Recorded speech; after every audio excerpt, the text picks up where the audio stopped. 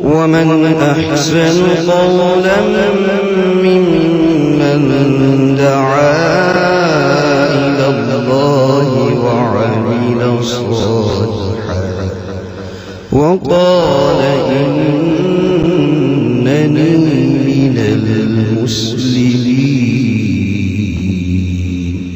صدق الله العظيم. ماشاء اللہ. اللہ تعالیٰ قاری صاحب کو خوب ترقیات سے مالا مال فرماوے. ایک ضروری اعلان، آج کے اس مبارک جلسے میں تشریف لانے والے تمام مہمانوں کے لیے کھانے کا انتظام ہے.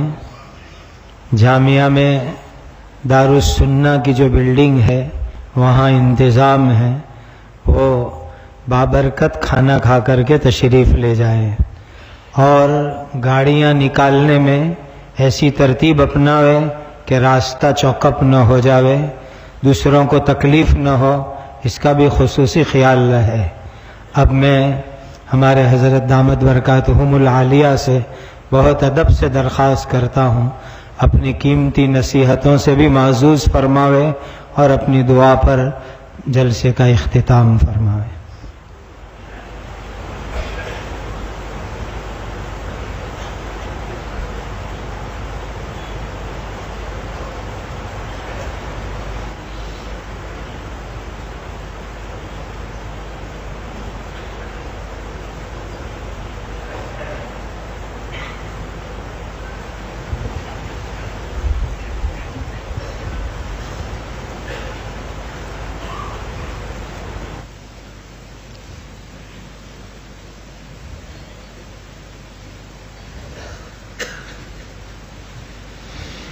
بسم اللہ الرحمن الرحیم.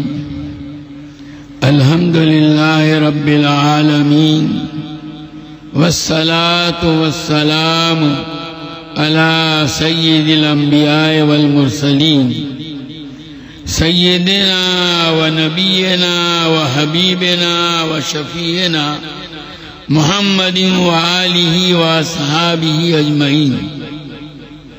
اما بعد، فن ابی سعید الخدری رضی اللہ تعالی عنہ قال قال النبی صلی اللہ تعالی علیہ وسلم من اکل طیبا وعمل فی سنت وامن الناس بوائقہ دخل الجنہ. فقال رجل یا رسول اللہ ان هذا اليوم في الناس لكثير. فقال النبي صلى الله تعالى عليه وسلم سيكون في قرون بعدي. یہ ترمذی شریف کی ایک روایت ہے جو ابھی آپ کے سامنے پڑھی گئی. اس کی روایت کرنے والے صحابی حضرت ابو سعید خدری رضی اللہ تعالی عنہ ہے. نبی کریم صلی اللہ علیہ وسلم کے زمانے میں حضرت ابو سعید خدری کا شمار صغار صحابہ میں ہوا کرتا تھا. غزوہ احد کے موقع پر جن نوجوانوں نے اپنے آپ کو غزوے کی شرکت کے لیے پیش کیا اور ان کی عمریں 15 سال کی نہ ہونے کی وجہ سے نبی کریم صلی اللہ تعالی علیہ وسلم نے ان کو غزوے میں شرکت کی اجازت نہیں دی. ان میں حضرت ابو سعید خدری رضی اللہ تعالی عنہ بھی ہیں. ان کا نام ہے سعد اور ان کے والد بزرگوار ہیں مالک بن سنان رضی اللہ تعالی عنہ. غزوہ احد کے اندر وہ شہید ہوئے ہیں.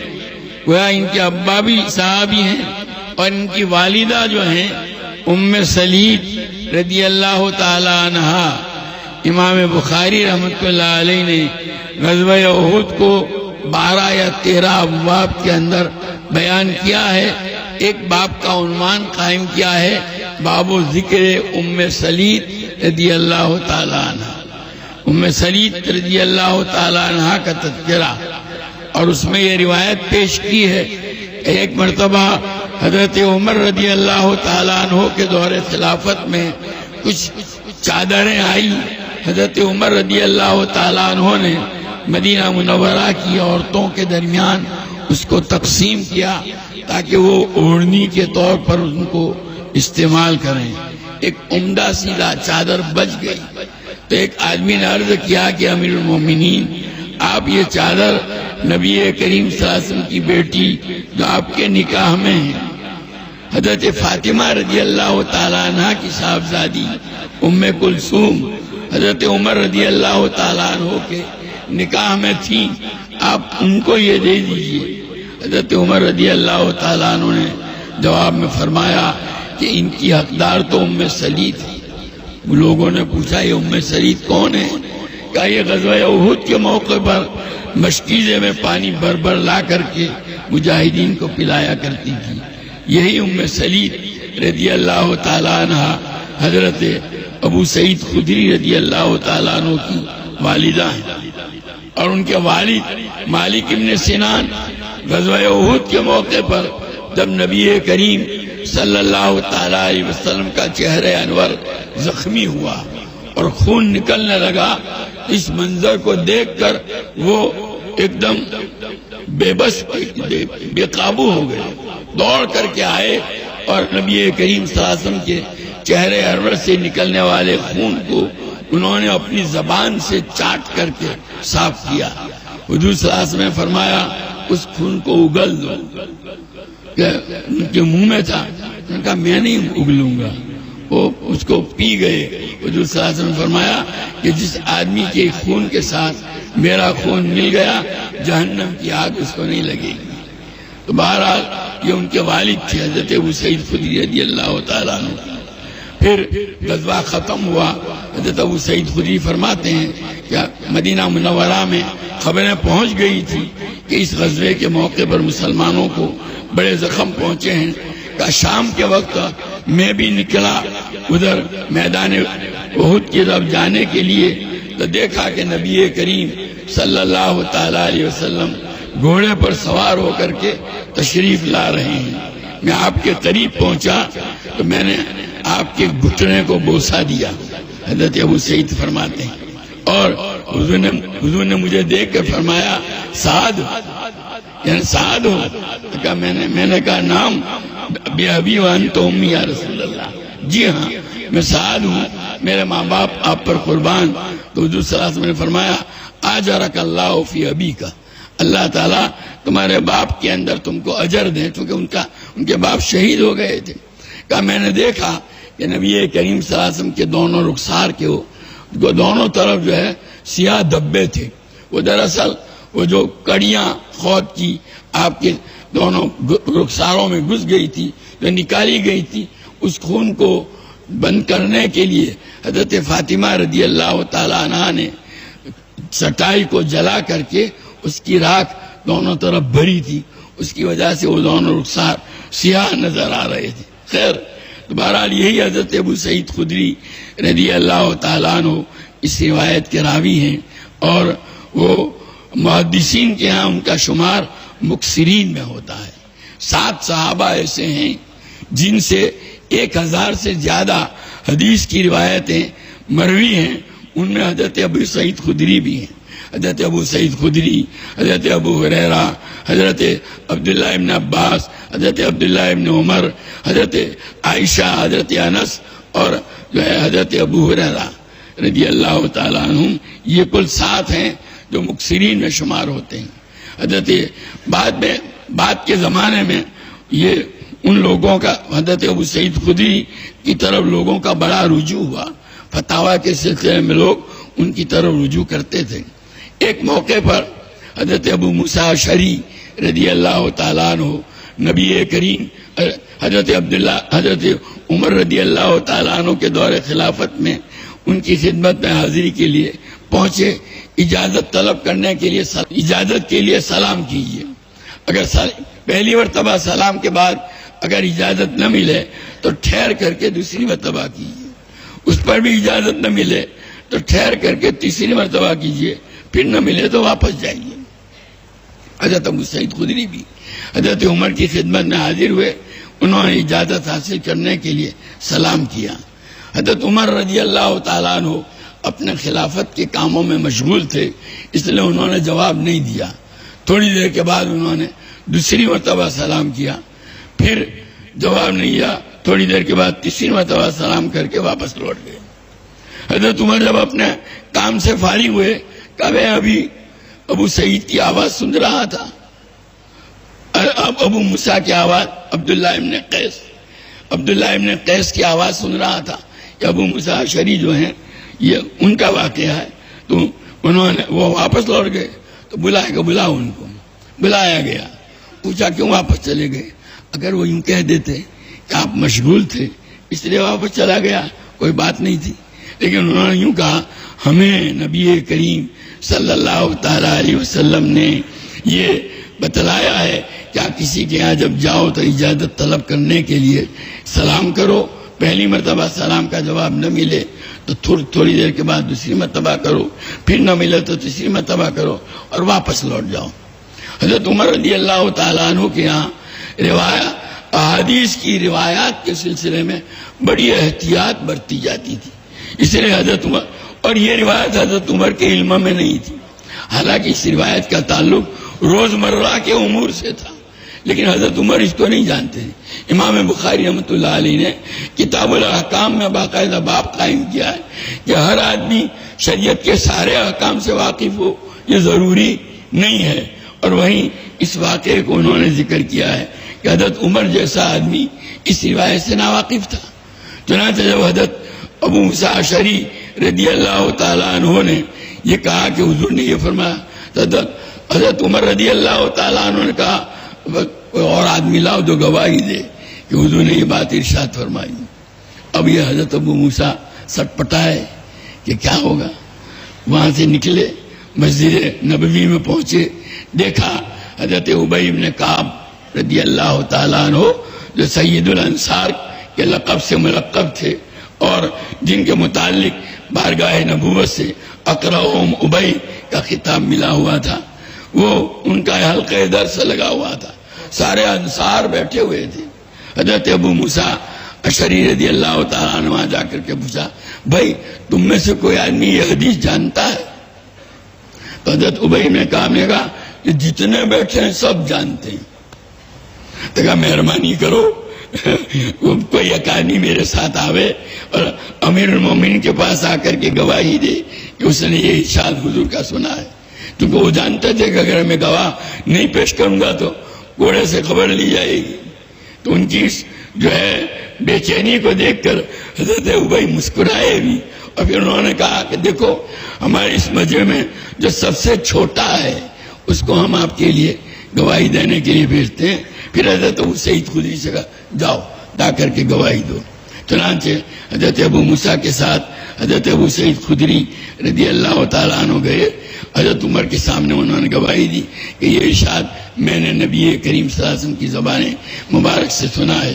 حضرت عمر افسوس کرنے لگے، ہائے بازار کے اندر تجارت کی مشغولی نے مجھے حضور کے اس ارشاد سے بے خبر رکھا۔ خیر تو بہرحال حضرت ابو سعید خدری رضی اللہ تعالیٰ عنہ بعد میں ان کا علمی اعتبار سے مقام بڑا اونچا تھا، وہ اس روایت کے راوی ہیں۔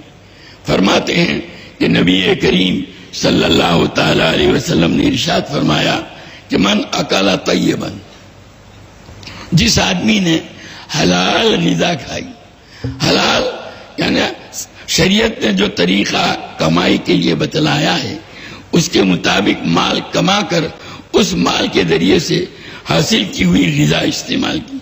آج کل حلال کا لفظ ایک دوسرے معنی میں بھی بولا جاتا ہے کہ بھئی جو ہے دکانوں پر جو چیزیں ملتی ہیں ان کو باقاعدہ بعض اداروں کی طرف سے حلال کے سرٹیفکیٹ دیے جاتے ہیں، وہ مراد نہیں ہے یہاں۔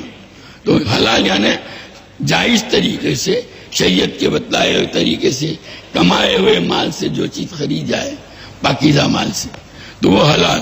من اکل طیبا، حلال غذا کھائی، وعمل فی سنت، اور سنت کے مطابق عمل کیا، وامن الناس بوائقہ، اور لوگ اس کی طرف سے پہنچنے والی ایذا رسانیوں سے محفوظ رہے، دخل الجنہ، حضور فرماتے ہیں کہ وہ جنتی ہے۔ اس پر ایک آدمی نے عرض کیا یا رسول اللہ ان ھذا اليوم فی الناس لکثیر، آج کل تو ایسے لوگ بہت ہیں. ظاہر ہے نبی کریم صلی اللہ تعالی علیہ وسلم کے دور نبوت میں ایسے لوگوں کی کثرت نہیں ہوگی تو کب ہوگی؟ تو حضور صلی اللہ علیہ وسلم فرمایا سیکون فی قرون بعدی، میرے بعد کے زمانے میں بھی ایسے لوگ ہوں گے.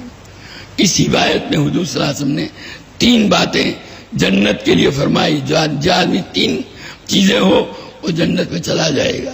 پہلی چیز حلال غذا کا اہتمام. شریعت میں حلال کی بڑی تاکید ہے. حضور صلی اللہ علیہ وسلم کا ارشاد ہے طلب الحلال فریضۃ بعد الفریضہ. اسلام کے جو بنیادی فرائض ہیں 5، ان کے بعد حلال غذا کا حاصل کرنا، حلال کمائی کا حاصل کرنا یہ بھی فرض ہے حضور فرماتے ہیں. اور حضرت ابو ہریرہ رضی اللہ تعالیٰ عنہ کی روایت ہے مسلم شریف کے اندر، نبی کریم صلی اللہ تعالیٰ علیہ وسلم کا ارشاد ہے ان اللہ طیب لا يقبل الا طیبا، اللہ کی ذات پاک ہے اور وہ پاک مال کو ہی قبول کرتے ہیں. یعنی جو اللہ کے راستے میں حلال مال صدقہ کرے گا اسی کو اللہ قبول کرتے ہیں. حرام مال کا صدقہ اللہ قبول نہیں کرتے. ترمذی شریف کی پہلی روایت ہے لا تقبل صلاۃ بغیر طہور ولا صدقۃ من غلول، کہ جو ہے بغیر پاکی کے نماز قبول نہیں ہوتی اور حرام مال سے کیا ہوا صدقہ اللہ کے ہاں قبول نہیں ہوتا. تو گویا اللہ تعالیٰ پاک ہے اور پاک مال کو ہی قبول کرتے ہیں.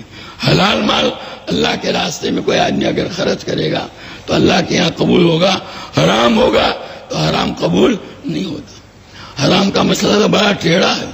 حضرت مفتی رشید احمد صاحب لدھیانوی رحمۃ اللہ علیہ نے احسن الفتاوی میں لکھا ہے کہ اگر کسی آدمی نے قربانی کی، اس میں 7 حصے دار ہیں، ایک حصے دار نے حرام مال اندر استعمال کیا اس کے اپنا حصہ میں، تو 7 کی قربانی درست نہیں ہوگی.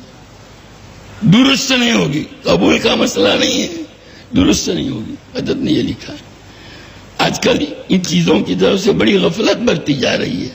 تو بخیر تو بہرحال حضور فرماتے ہیں کہ اللہ تعالیٰ پاک ہیں، پاک چیز کو، پاک مال کو قبول کرتے ہیں.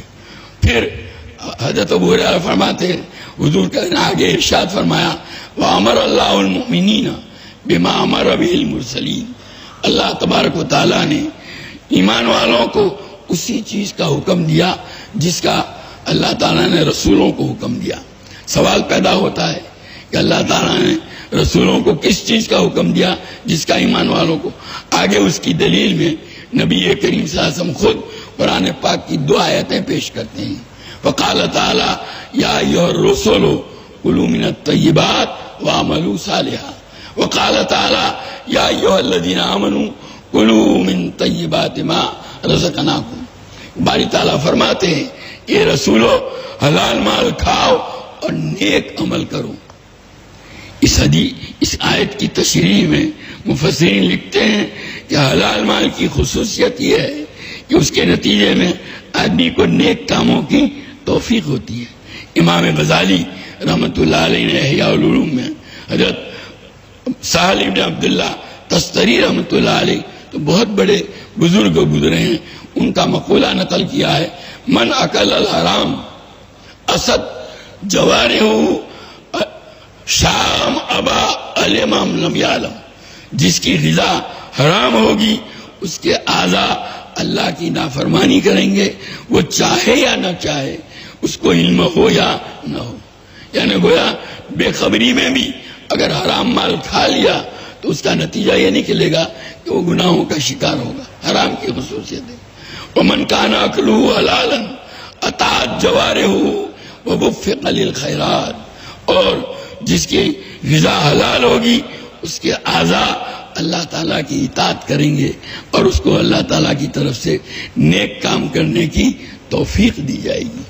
چنانچہ واقعات سے اس کی تائید ہوتی ہے.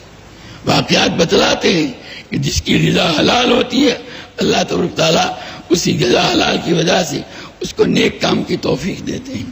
ہمارے اکابر میں حضرت مولانا مفتی مظفر حسین صاحب کاندھلوی رحمۃ اللہ علیہ، جو حضرت شاہ عبدالعزیز صاحب کے اولین پہلے شاگرد تھے. پھر ان کے انتقال کے بعد حضرت شاہ محمد اسحاق صاحب دہلوی رحمۃ اللہ علیہ سے انہوں نے پڑھا. ان کا تقوی بڑا مشہور تھا. حضرت شیخ رحمۃ اللہ علیہ نے آپ بیتی میں لکھا ہے کہ ان کا تقوی ایسا تھا کہ ان کا معدہ یعنی ان کا پیٹ جو ہے مشتبہ غذا، ایک تو ہے خالص حلال اور ایک ہے خالص حرام، اور ایک وہ جس میں شبہ ہو. خالص حرام نہیں ہے، ذرا ڈاؤٹ فل جس کو بولتے ہیں. تو کہا ان کا معدہ ایسے ڈاؤٹ فل غذا کو بھی قبول نہیں کرتا تھا. بے خبری میں بھی اگر کھا لیتے تھے تو قے ہو جاتی تھی. طالب علمی کے زمانے میں دلی میں رہتے تھے، خالی روٹی کھاتے تھے، کبھی سالن استعمال نہیں کیا. کیا وجہ تھی؟ اس زمانے میں آم دلی کے سالانوں میں امچور پڑتا تھا. امچور ایک کچا آم جو ہوتا ہے اس کو کاٹ کر سکھا لیتے ہیں اور اس کو سالن میں ڈالا جاتا ہے. تو اس زمانے میں دلی میں عام دستور تھا امچور ڈالنے کا. اور وہ حضرت فرماتے ہیں کہ ابھی آموں کی بے جو ہوتی ہے وہ شریعت کے مطابق نہیں ہوتی، اس لیے وہ خالی روٹی، طالب علمی کے زمانے میں خالی روٹی استعمال کرتے تھے، کبھی سالن استعمال نہیں کیا. کبھی ان کو اگر دلی سے کاندھلا جانا ہوتا تھا تو اس زمانے میں بہیلیاں چلا کرتی. بہیلی وہ ایک طرح کی گاڑی ہوتی ہے اونچی قسم کی. تو بہلی والے سے جب معاملہ کرتے تھے تو اس کو بتا دیتے تھے کہ میں ہوں اور میرا یہ سامان کی گٹھڑی بھی اس کو بتا دیتے تھے. دوسرے دن جب سفر شروع ہو رہا ہے، کسی کو پتا چلا کہ حضرت کاندھلا جا رہے ہیں تو آ کر کے کہتا حضرت میرا یہ خط فلاں صاحب کو پہنچا دینا. تو حضرت جواب میں فرماتے دیکھ بھائی میں نے اپنا سامان بہلی والے کو بتلا دیا ہے، اس میں یہ خط نہیں ہے، تو پوچھ لے، اگر یہ اجازت دے تو میں لے جاؤں ورنہ نہیں لے جاؤں گا. یہ ان کے تقوی کا عالم تھا. تو بہرحال یہ حضرت مفتی مظفر حسین صاحب ان کی نواسی جو ہیں وہی حضرت مولانا الیاس صاحب رحمۃ اللہ علیہ کی والدہ ہوتی. اور تو ان کی اور حضرت مولانا الیاس صاحب کے جو والد تھے حضرت مولانا محمد اسماعیل صاحب کاندھلوی رحمۃ اللہ علیہ، وہ حضرت مفتی صاحب کے خلفاء میں سے ہیں. اور حضرت مفتی صاحب کا مزاج کیا تھا؟ وہ غیر آباد بنجر مسجدوں کو آباد کرتے رہتے تھے، سفر کرتے رہتے تھے ہمیشہ. کہیں ہر گاؤں میں، اس گاؤں میں پہنچے کوئی مسجد غیر آباد ہے، اس کی صفائی کی، لوگوں کو متوجہ کیا کہ بھئی یہ مسجد ہے وہ بھی غیر آباد ہے، اس کو نماز پڑھو اس میں. اس طرح لوگوں کو ترغیب دے کر اس مسجد کو آباد کرنے کے لیے متوجہ کیا کرتے تھے. ایک مرتبہ اپنی اسی عادت کے مطابق ایک بستی میں پہنچے اور شام کے وقت پہنچے اور وہاں جا کر کے ٹھہر گئے. مغرب کے بعد دن بھر کوئی نہیں آیا اس مسجد کے اندر. وہاں مغرب کے بعد ایک آدمی تھوڑی دیر کے بعد آیا اور آ کر کے پانی نکال کر کے اس کنویں میں سے پانی نکال کر وضو کیا، نماز پڑھی، اور اس نے دیکھا کہ ایک مسافر ہے. اس زمانے میں مسجدوں کے آگے ایک آدھ حجرہ ہوا کرتا تھا جس میں عام طور پر مسافر ٹھہرا کرتے تھے. ہم نے بھی اپنے گاؤں کی مسجد میں بچپن میں دیکھا ہے اس طرح کے حجرے تھے، کھلے حجرے، بند نہیں، کھلے، دروازہ نہیں ہوتا تھا، آگے کا حصہ کھلا رہتا تھا. تو اس نے دیکھا کہ مسافر ہے، وہ گھر جا کر کے 3 روٹیاں لا کر کے حضرت کی خدمت میں پیش کی. حضرت نے وہ کھائی. عادت تو نہیں تھی وہاں ٹھہرنے کی دوسرے دن، لیکن ٹھہر گئے. دوسرے دن پورے دن وہ آدمی نظر نہیں آیا. شام کو پھر مغرب ہو چکنے کے بعد وہ دیر سے آیا، وضو کر کے نماز پڑھی. اس نے دیکھا کہ کل والا مسافر جو ہے ابھی بھی ہے. آج پھر گھر گیا اور آ کر کے 2 روٹیاں لا کر کے حضرت کی خدمت میں پیش کی. پھر حضرت ٹھہر گئے. تیسرے دن پھر اس نے دیکھا وہ آدمی پھر مغرب کے اندر ہی آتا تھا، دن پر نظر نہیں آتا تھا. مغرب کے اندر آیا، اس نے دیکھا کہ مسافر ہے، گھر گیا اور 1 روٹی آ کر کے پیش کی اور ہاتھ جوڑ کر کہتے ارے بھائی مسافر، اللہ واسطے اب تم چلے جاؤ. حضرت نے پوچھا بھائی بس سچ بتاؤ بات کیا ہے؟ تو اس نے کہا کہ میں ایک مزدور قسم کا آدمی ہوں، دن بھر مزدوری کرتا ہوں، اتنا کما لیتا ہوں جس سے اتنا آٹا خریدتا ہوں کہ 3 روٹیاں بنتی ہیں. میرے گھر میں ہم 3 آدمی ہیں، میں ہوں، میری بیوی ہے اور میرا بچہ ہے، ایک ایک روٹی ہم کھا لیتے، ہمارا گزار ہو جاتا ہے۔ پہلے دن جب آپ کو دیکھا کہ بھئی ایک کوئی مسافر آیا ہوا ہے، وہ تینوں روٹیاں ہم نے آپ کی خدمت میں پیش کر دی اور ہم نے سب نے فاقہ کیا۔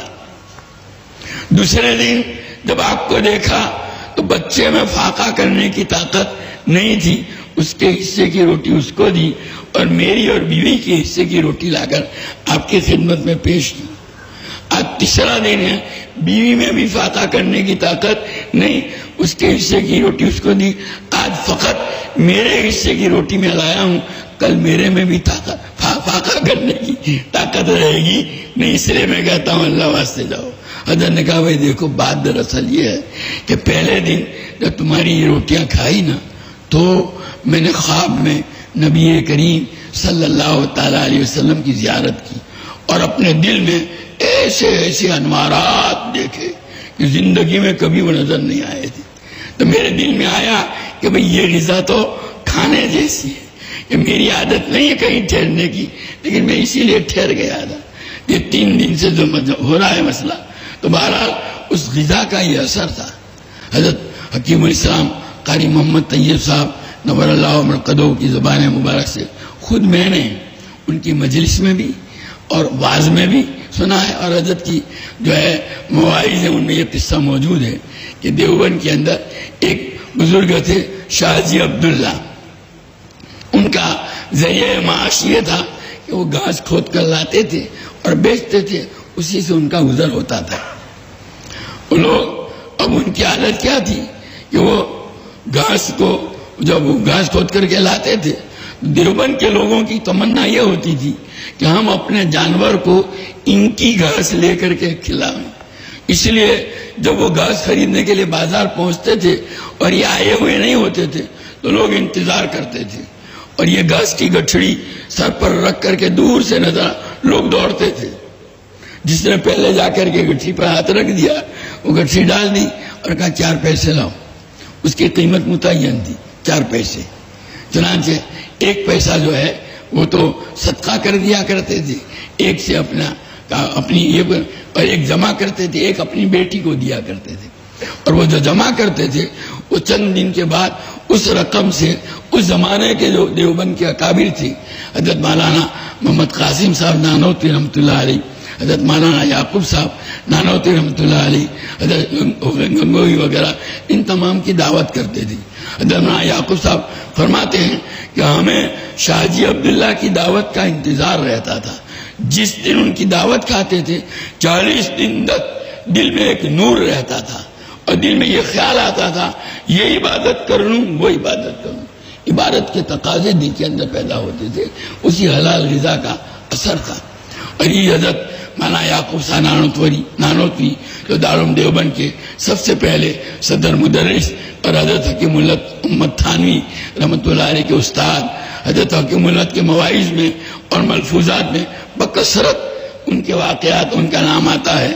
حضرت نے انہی سے پڑھا تو وہ فرماتے ہیں کہ ایک مرتبہ کسی نے آپ کی دعوت کی، جب وہاں گئے پہلا لقمہ منہ میں رکھا، احساس ہوا کہ کھانا مشتبہ ہے، تو آپ نے روک لیا، تحقیق کی، تحقیق سے بھی تائید ہو گئی تو وہ لقمہ تو یہ کر لیا، لیکن کہتے ہیں کہ وہ لقمہ جو ہے ایک لقمہ اتر گیا تھا، اس لقمے کا اثر 40 دن تک یہ رہا کہ دل میں یہ خیال آتا تھا یہ گناہ کر لوں وہ گناہ کر لوں۔ اس حرام غذا کا قدرتی اثر وہی جو حضرت سالم بن عبداللہ تستری رحمۃ اللہ علیہ کے حوالے سے میں نے بیان کیا۔ تو بہرحال حلال غذا ہم اگر چاہیں کہ خود نیک بنے، ہماری اولاد نیک بنے، تو اس کے لیے ضروری ہے کہ ہم ان کو حلال غذا کھلانے کا اہتمام کریں۔ ہمارے بزرگوں میں حضرت مولانا سید محمد بدر عالم صاحب رحمۃ اللہ علیہ جنہوں نے ڈابیل کے اندر بھی 17 سال پڑھایا ہے۔ ہمارے محترم صاحب مرحوم جو تھے حضرت مولانا محمد سعید صاحب بزرگ نور اللہ مرقدہ، ان کے واقعات مجھے بہت سنایا کرتے تھے۔ ان کے ایک مرتبہ ان کے صاحبزادے مولانا آفتاب عالم صاحب، تو آخر میں حضرت مولانا بدر عالم صاحب ہجرت فرما کر مدینہ منورہ تشریف لے گئے تھے، تو ان کے صاحبزادے مولانا آفتاب عالم یہاں ڈابیل آئے، 3 دن ان کا قیام رہا تھا۔ محترم صاحب کا جو پرانا مکان اثر ان کے والد والا قاری عبدالرحمان جو آج کل جس میں رہتے تھے، نیا اس کو نیا بنایا گیا، اس وقت وہ پرانا ہی تھا، وہاں ان کی مجلس ہوتی تھی، اساتذہ جاتے تھے اور وہ حضرت مولانا کے واقعہ سناتے تھے.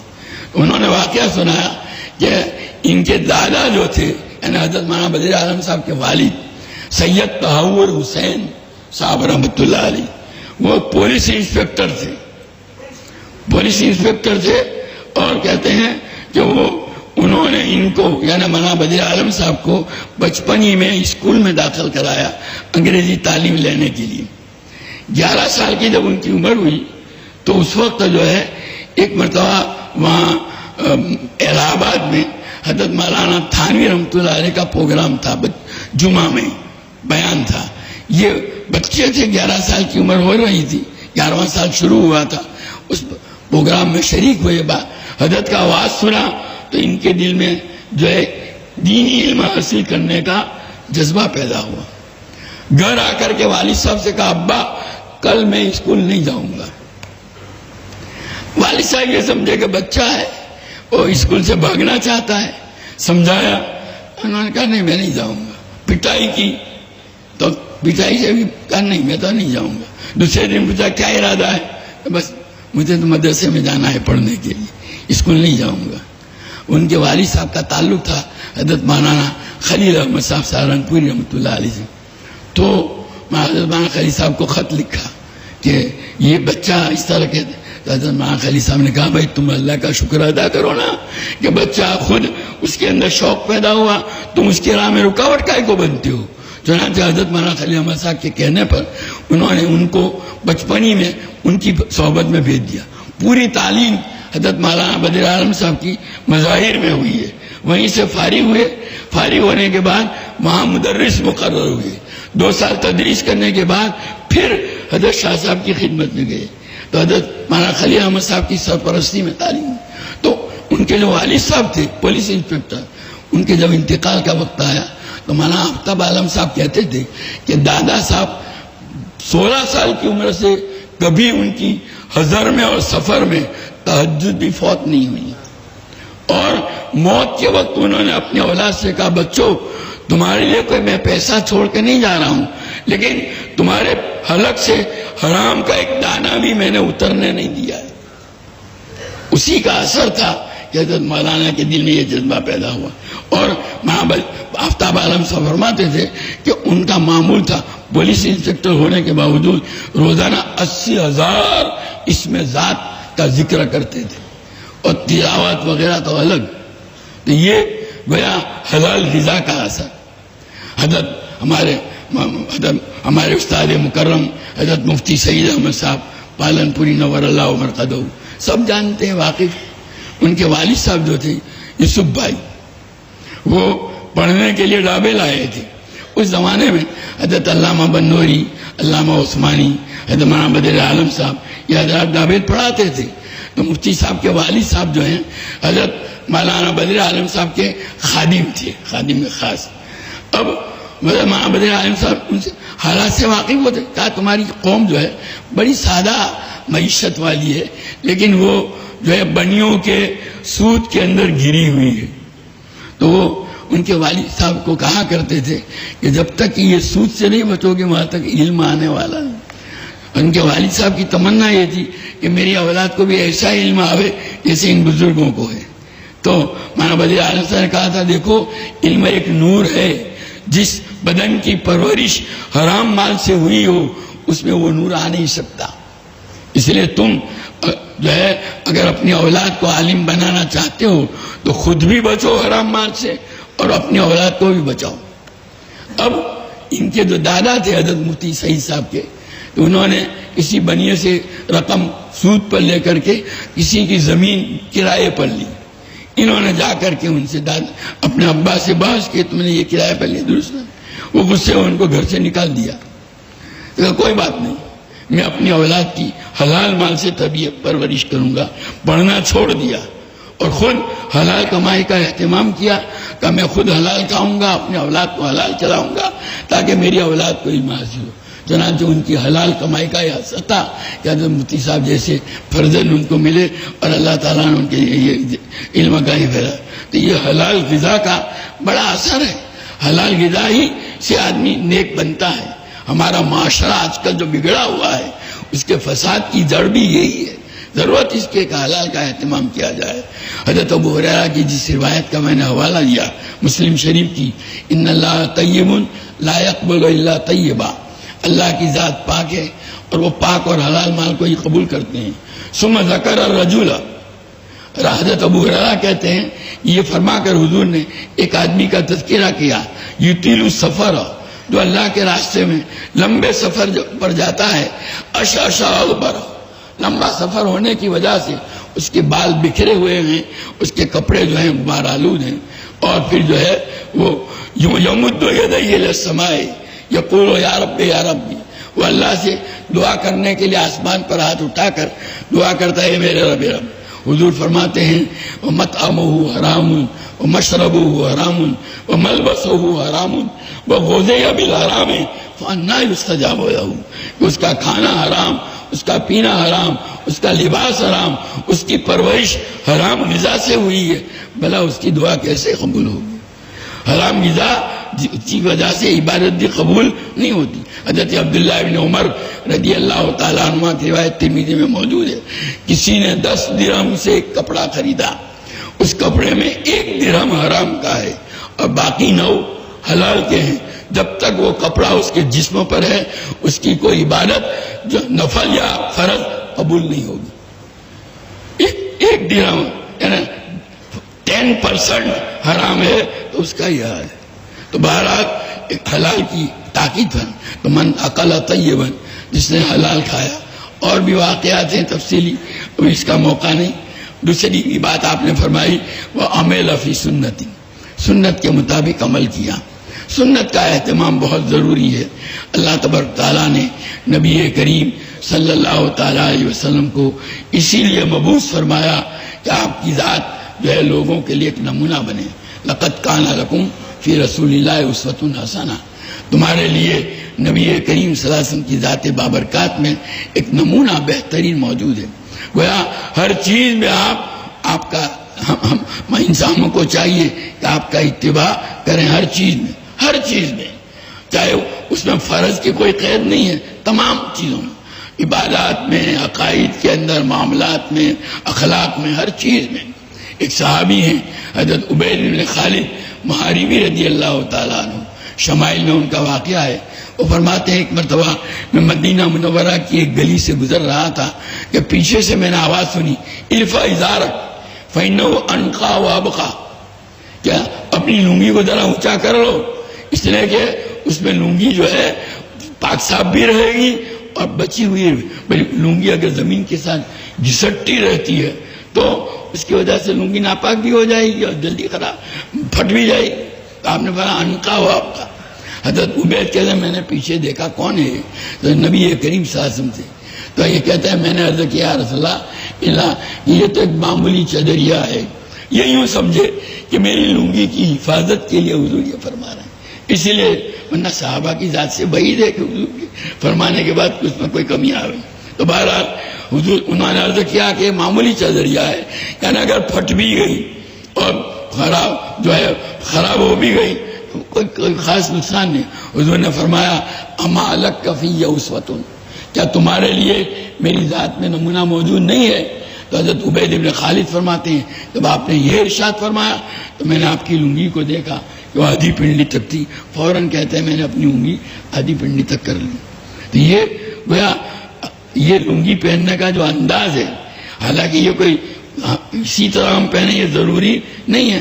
آپ نے حدود بتلائے ہیں، کوئی آدمی اس سے نیچی بھی پہننا چاہے تو پہن سکتا ہے، ٹخنوں سے اوپر ٹخنے ڈھکنے نہیں چاہیے، ٹخنوں سے اوپر رہنی چاہیے. لیکن بہرحال یہ ہر چیز میں حضور کا اتباع ہونا چاہیے. حضرت مفتی مولانا شفیع صاحب رحمۃ اللہ علیہ کا واقعہ ہے، ایک آدھ دو واقعہ بیان کر کے بات ختم کروں گا انشاءاللہ.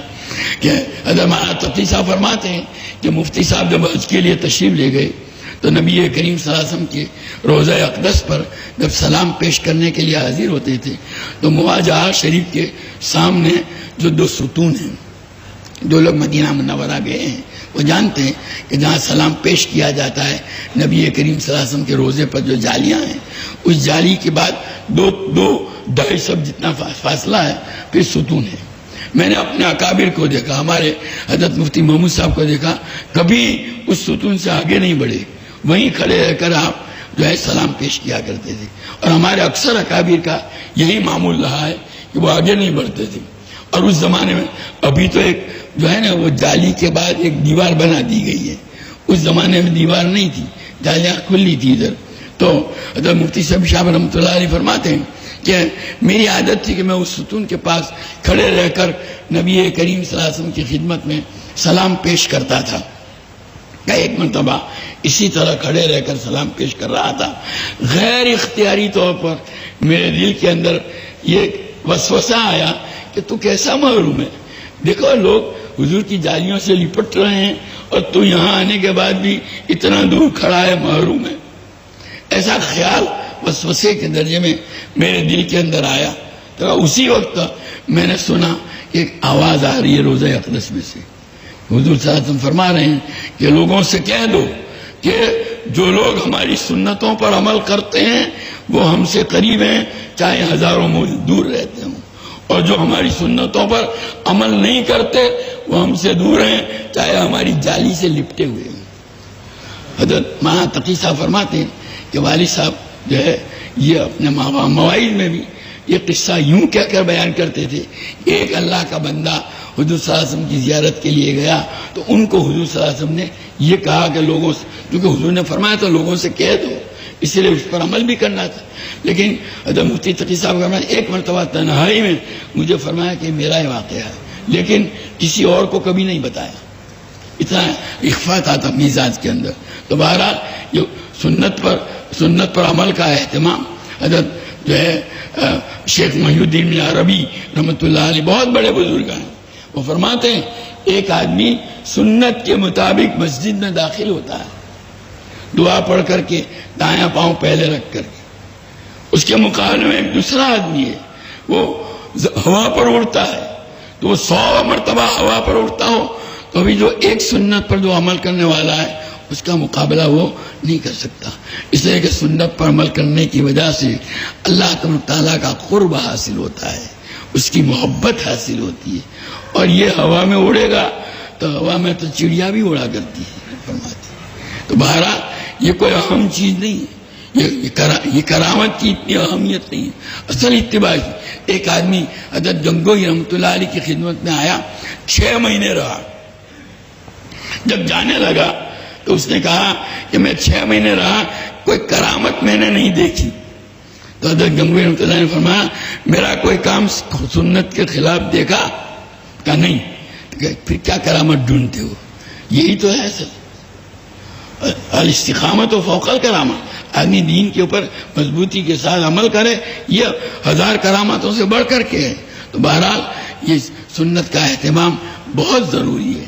آپ طلبہ جو فارغ ہو کر کے جا رہے ہیں اتباع سے، ہم چھوٹی چھوٹی سنتیں ہمیں یاد ہیں لیکن ہم اس پر عمل کا اہتمام، مسجد میں جب داخل ہوں گے میں ہمیشہ اپنے طلبہ کو پڑھانے کے دوران کہا کرتا ہوں کہ ایک روز کھڑے ہو جاؤں جہاں سے مسجد میں لوگ داخل ہوتے ہیں، اکثر وہ ہوں گے جو پہلے الٹا پاؤں رکھیں، جوتا جہاں نکالا جاتا ہے وہاں کھڑے ہو جاؤ، اکثر وہ ہوں گے جو پہلے دایاں جوتا نکالیں گے، اس لیے کہ عادت نہیں ڈالی، اس کا اہتمام نہیں، اہتمام کرو گے تو ہی عمل کر سکو گے۔ اس لیے جو ہے اہتمام کے ساتھ جتنی سنتیں یاد ہیں ان سنتوں پر عمل کرنے کا آج سے عہد کر لو، اور دیکھو عہد کرنے کے بعد بھی میں آپ کو بتاتا ہوں کہ ہوگا وہی جس کی عادت پڑی ہوئی ہے۔ ابھی مسجد سے جب نکلو گے نا پہلی سنت وہاں ادا ہو رہی کہ نہیں دیکھا جائے گا، تو وہاں عادت پڑی ہوئی ہے، پہلے دایاں پاؤں ہی نکالو گے۔ اب جب دایاں پاؤں نکالو گے تو آپ کو فوراً احساس ہوگا کہ میں نے تو طے کیا تھا کہ سنت کے مطابق عمل کرنا ہے، میں نے دایاں پاؤں پہلے نکالا۔ اب آپ کا نفس کیا کہے گا؟ اچھا پھر آئندہ جب نکلنا ہو تو اس پر عمل کر لینا۔ یہ نفس اسی طرح اگر آپ کو بہکاوے میں رکھ کر کے جو ہے سنت پر عمل کرنے کا نہیں، آج ابھی آپ نے طے کر لیا کہ سنت پر عمل کرنا ہے اور بھول ہو گئی تو تو اب بھول کو چھوڑو مت، اس کو معاف مت کرو، بلکہ اب آپ دوبارہ داخل ہو جاؤ مسجد میں، اور داخل ہونے کے لیے وہی سنت طریقہ، بسم اللہ والا ملت، بسم اللہ والا کیا ہے، بسم اللہ والصلاۃ والسلام علی رسول اللہ اللہم افتح لی ابواب رحمتی، اور پھر دائیں پاؤں سے داخل ہو، اور پھر جو ہے یہی دعا پڑھ کر کے بسم اللہ والصلاۃ والسلام علی رسول اللہ اللہم انی اسألک من فضلک کہہ کر بائیں پاؤں سے، گویا شیطان دیکھے گا کہ میں نے ایک سنت چھڑوائی تو اس نے 2 سنتوں پر عمل کیا۔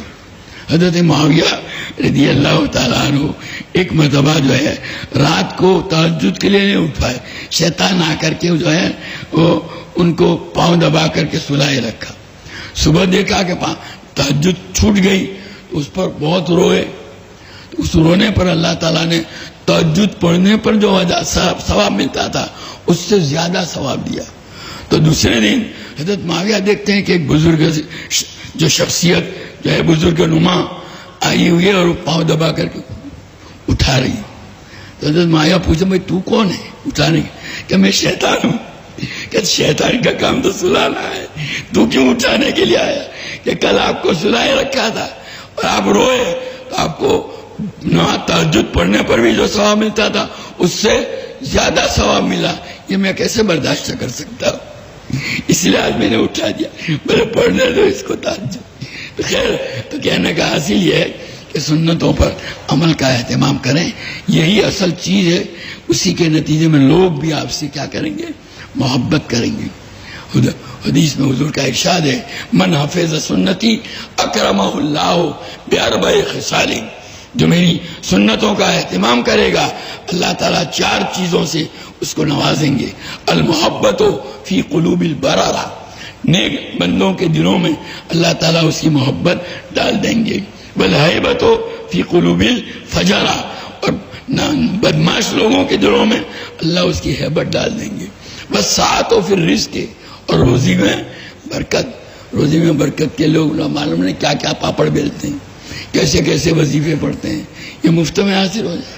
والثقۃ فی الدین، اور دین میں پختگی اس کی وجہ سے آتی ہے۔ تو بہرحال سنت کا اہتمام ہونا چاہیے۔ تیسری چیز حضور فرمائے اس حدیث میں کہ وَأَمِنَ النَّاسُ بَوَائِقَهُ، لوگ اس کی طرف سے پہنچنے والی تکلیفوں سے محفوظ رہے۔ ہمیں اس کا اہتمام کرنا ہے، ہماری ذات سے کسی کو تکلیف نہ پہنچے، یہاں تک کہ چیونٹی کو بھی تکلیف نہ پہنچے۔ امام مروح المعانی میں علامہ آلوسی رحمۃ اللہ نے فرمایا ہے، لکھا ہے ایک جگہ کہ اللہ کے نیک بندے چونٹیوں کو بھی تکلیف نہیں پہنچاتے، کسی کو بھی تکلیف نہیں پہنچاتے۔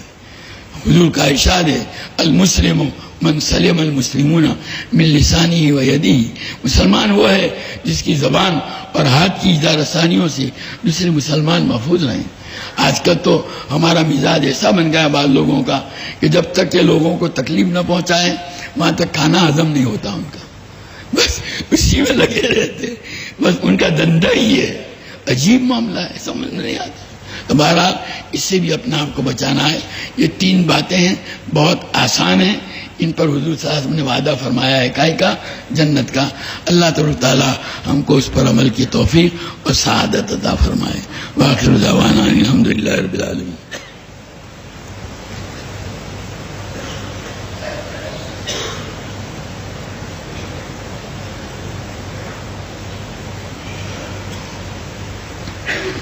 سبحانك اللهم وبحمدك وتبارك اسمك وتعالى جدك ولا إله غيرك، اللهم صل وسلم وبارك على سيدنا ومولانا محمد وعلى آل سيدنا ومولانا محمد كما تحب وترضى بعدد ما تحب وترضى۔ ربنا ظلمنا أنفسنا وإن لم تغفر لنا وترحمنا لنكونن من الخاسرين۔ ربنا آتنا في الدنيا حسنة وفي الآخرة حسنة وقنا عذاب النار۔ اللهم وفقنا لما تحب وترضى من القول والعمل والفعل والنية والهدى۔ اللهم اجعلنا هادين مهتدين غير ضالين ولا مضلين، سلما لأوليائك وحربا لأعدائك، نحب بحبك من أحبك ونعادي بعداوتك من خالفك من خلقك. اللهم أغننا بالعلم وزينا بالعلم واكرمنا بالتقوى وجملنا بالعافية. اللهم آتنا أفضل ما توتي عبادك الصالحين. اللهم لا تنزي منا صالح ما أعطيتنا. اللهم استر عوراتنا وآمن رواتنا. اللهم أحسن عاقبتنا في الأمور كلها وأجرنا من خزي الدنيا وعذاب الآخرة. اے اللہ ہمارے گناہوں کو معاف فرما، ہماری خطاؤں سے درگزر فرما، تیری مرضیات پر ہم کو زیادہ سے زیادہ چلا کر تیری نامرضیات سے ہماری پوری حفاظت فرما.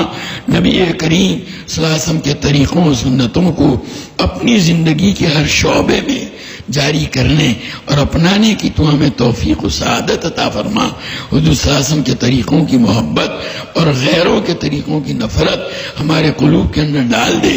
اللہ تمام رذائل سے ہم کو پاک اور صاف فرما کر محاسن اخلاق سے مزین فرما.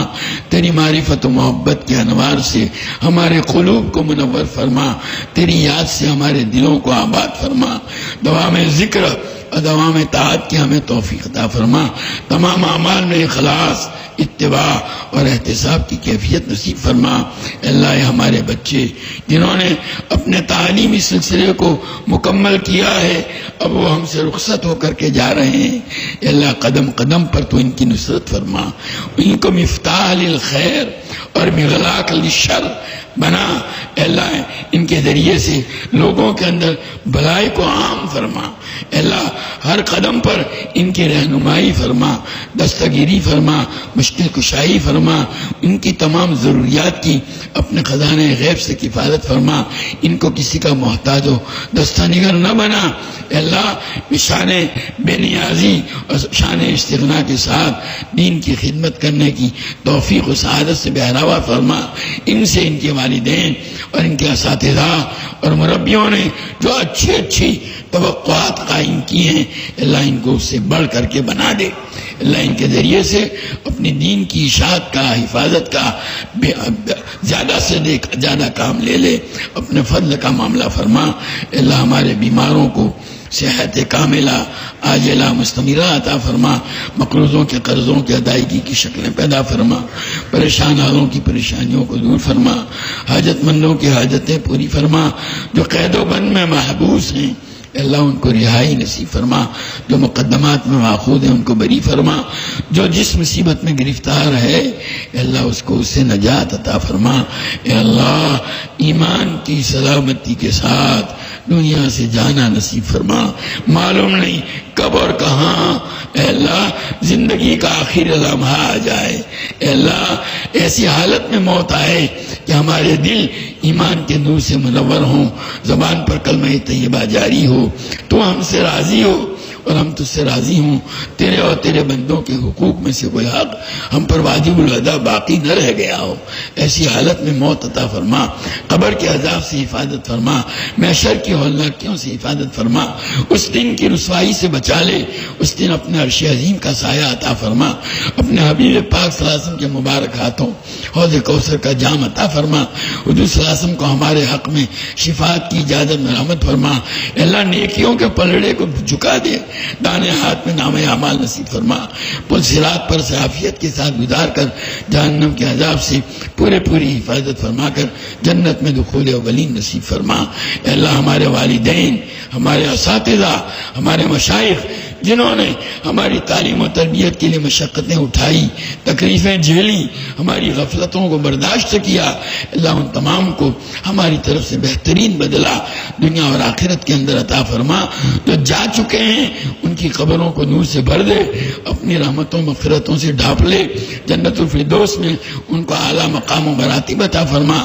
جو موجود ہیں اللہ ان کے نیکیوں میں، ان کے اعمال خیر میں اللہ زیادہ سے زیادہ برکت برکت عطا فرما کر ان کی زیادہ سے زیادہ قدردانی کرنے کی ہمیں توفیق اور سعادت عطا فرما.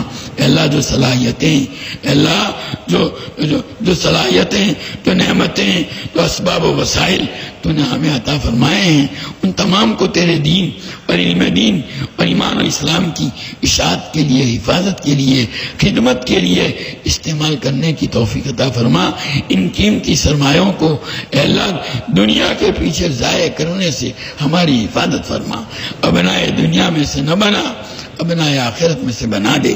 اللہ تیرے حبیب پاک صلی اللہ تعالیٰ علیہ وسلم نے جتنی خیر اور بھلائی تجھ سے مانگی ہمیں اور پوری امت کو عطا فرما، اور جن شر و برائیوں سے پناہ چاہی ان سے ہماری اور پوری امت کی حفاظت فرما.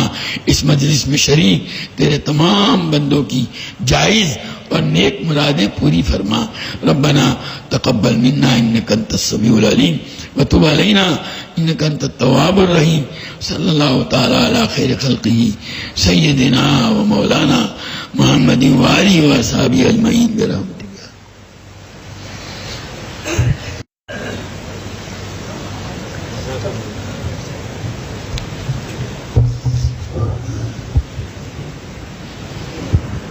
Yeah.